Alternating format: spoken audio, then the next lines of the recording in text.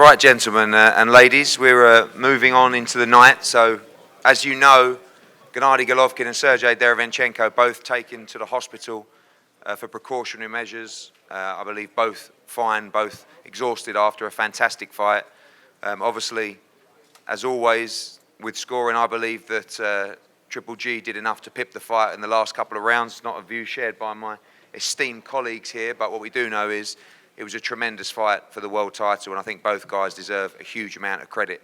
So we're going to open the floor to questions for Lou DiBella, Sergei Derevyanchenko's manager, promoter, Keith Connolly, Sergei's manager, Tom Loeffler from Triple G Promotions, and Jonathan Banks as well. Over to you for questions.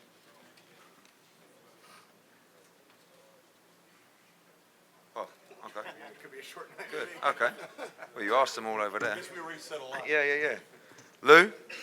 Oh, yeah, sorry, go. I have a question for Lou. You mentioned this was the most power punches connected against Triple G in his career. Yeah, I didn't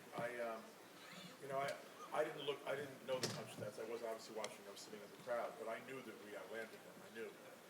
But then when I got over to the desk and I got the punch stats, the most power punches ever landed on Triple G in his career. The most power punches ever landed on Triple G in his career prior to tonight were 202 by Canelo in the rematch. Tonight, Sergei landed 230. Sergei also threw about 150 more power punches than Triple G did. The punch stats were pretty clear, and I just think that it was unfortunate. What really bummed me out about tonight is, that was like a Gaddy Ward fight, and Sergei was cut like a stuck pig, the way that Gaddy was often. But it was fought at a skill level of like the elite guys in the game, because they were two of the elite guys in the game. Triple G's already cemented his legacy. He's done it many, many times, and he's already going to go down in history. Tonight was Sergei's night. That was his moment. And I just feel gutted for him that I'm not going to call the judge's decisions a robbery. I've seen robberies. This wasn't a robbery. But Sergei was robbed of his defining moment. I've been looking up, I just looked at my Twitter feed for 2 minutes, and a lot of people were aghast that the crowd was booing Triple G. And I put up a tweet because I really mean this. They weren't booing Triple G. Nobody in their right mind would boo Triple G. No fight fan can boo Triple G. Triple G is one of the great fighters in the history of our game, one of the great guys in the history of boxing. And by the way, he fought a great fight tonight, just didn't win. And they were booing what they just thought was an unjust decision. And I'm not going to use the word robbery, but do I think it was a just decision? No, I don't. I never will. I was scoring the fight as honestly as I could. I wasn't sitting there giving rounds. I didn't think my guy won to him, and I scored at 8-4, on rounds. I thought that there was the 2-point round, obviously. But I had a 3-point fight. I didn't go into the ring believing necessarily we were going to get the decision, because the star gets, this happens so often in our sport. But tonight was Sergei Derevyanchenko's night. It was. And he did it not only, Gennady always used that expression, big drama show. This was the biggest drama show of Gennady Golovkin's career in the ring. It was. He went to hell and back tonight. I said it before, but if his chin wasn't the greatest in boxing, and it is, and by the way, Sergei's is pretty amazing on his own right, but if he didn't have, he would have been knocked out. He got bombs landed on him, bombs. And he did it the whole time, barely able to see. He was cut in the second round. That was a savage cut. Credit to the commissioned doctors, and credit to the cut man, and the fact that fight wasn't stopped and fans weren't deprived from seeing such a memorable event. And credit to the zone too, because what a great fight. We've been saying coming in we knew it was going to be a great fight, but that was a fight that I'm never going to forget. As a promoter, I'm never going to forget that fight.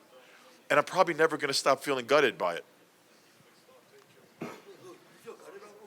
I do feel gutted by that fight. I do. Yeah, I do. I thought the kid had the night of his life, under the worst circumstances. Knocked down on a shot to the back of the head in the first round, cut badly, in the second round, and fighting 11 rounds at that kind of skill level with that level of guts and intensity. It was a remarkable performance. And I just thought, I just sort of thought tonight the right thing would have been for that moment to be acknowledged and that decision to be Sergey. Yes, sir. I agree with you, Lou. I scored the fight 8-4. But, Perrin, what do you think about the championship round concept? Because I had Golovkin winning the last two. And So you gave him 4 rounds, and you gave him the last 2 rounds. Yes. You only gave him 2 of the other 10 rounds. yes. Wow. Okay. I disagree. But anyway, What do you think scoring about the subjective. concept of championship Well, the round? concept of championship rounds is it's very important to win them, and he won the championship rounds. Doesn't mean you win the fight if you win the championship rounds. If you've lost, like you said, 8 of the other rounds, but I don't see how you can only give him. If you gave him the last 2 rounds, I don't see how you can only give him 2 rounds in the fight. But again, the knockdown was very important.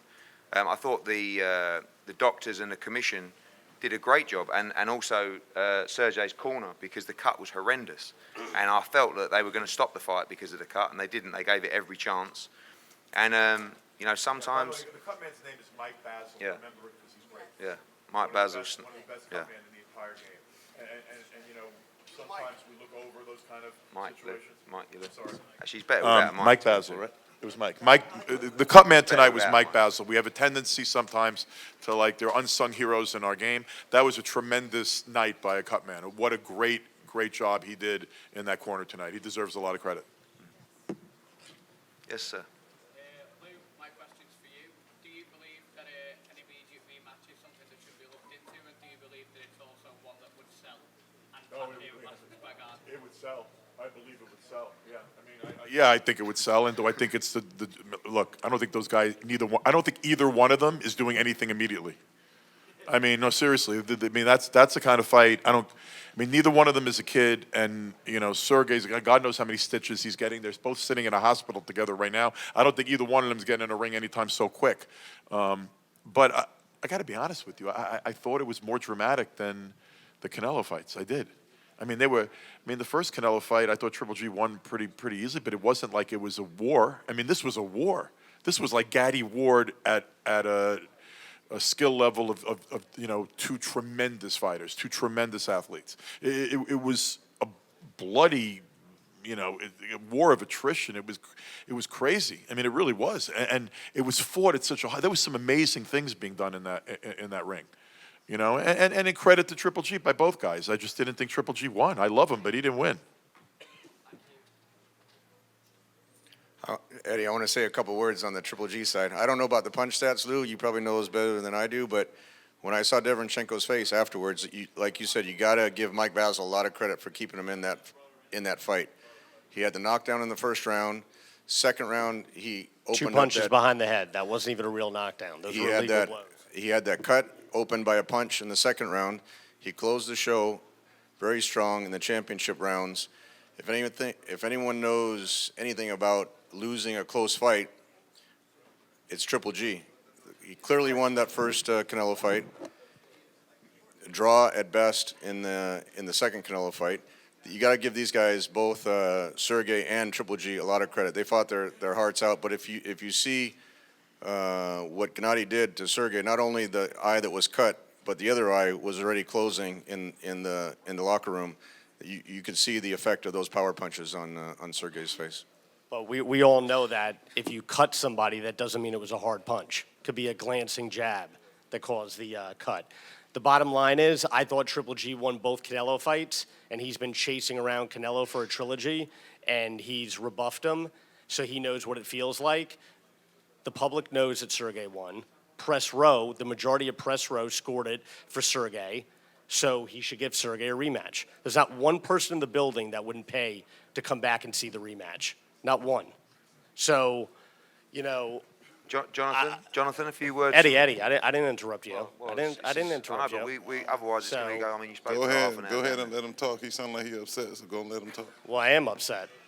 You know, when everybody or the majority of the people in the building think that my guy won the fight, it's really frustrating. And if he doesn't fight Canelo next, he should be fighting our guy next. And everybody knows that. They know it. I'm sure they don't want to fight us. I'm sure they do want to avoid us. But I think the public should demand a rematch because I'm not going to say it was a robbery because I don't want to sound sour, even though I am a little sour. But that was a clear-cut victory for Sergey tonight. Jonathan, your thoughts on the fight? Mike there. Go on. Okay, thanks. Listen, it's not too much you could say about a fight like that. It was one of those. I said these exact words when I first sat down at the press conference when we got to New York. Someone sitting on the front row with a Gotti War shirt on, and I said I kept looking at this. I kept looking at that shirt. I said that's what this fight is going to be. It's going to be a tooth and nail fight because I'm looking at the style of both guys. And this is the fight that I've been saying the whole time that this type of fight is going to be. And every Gotti Ward fight, every slugfest, should you say, you could flip a coin and try to figure out who won, who lost, who landed this, who landed that. And at the end of the day, it goes down to the eyes of the judges. So that's the bottom line to it. That's the reality. It went down to the judges. The judges thought they saw this, and some people thought they saw that, and my man over here thought he saw something else. So, I mean, you could be mad, attitude, but the judges made the decision, so not too much you could do about it. Steve, yeah. Jonathan, thank you. Jonathan, quick question. Regardless of the result, what did you think of Gennadi's performance, though? I like the fact that he was able to rally. He was kept rallying back, but I didn't too much like the overall performance because that's not what we've been working on, pretty much. You know, I like the fact. I like for him to. I like the fact, like I said, I like the fact that he stepped up, opened up, started letting his hands go. But I don't know, me personally, I just don't like to see my guys to get hit like that. I just don't like it. All right, guys. Thank you for all your support this week, and thank you for witnessing a great fight tonight. We will see you very, very soon, and we wish everybody a safe trip home. Thank you very much. Thank you.